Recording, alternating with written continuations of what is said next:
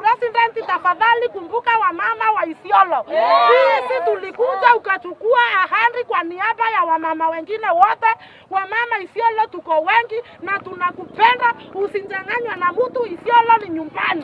Mungu ambariki kwa uongozi wake, na asitusahau sisi Wanyemboga, kina mama mboga, kina baba mboga, ambao ni watu hapo chini, ambao alitumia slogan kusema ya kwamba anataka ikiti, na hakika tulijitokeza. Kulingana na ile slogan yake ya bottom up, tunataka president wetu elect ambaye ni William Samoei Ruto akuje aanzishe hiyo bottom up, na sisi wananchi wa kawaida tuweze kusaidika.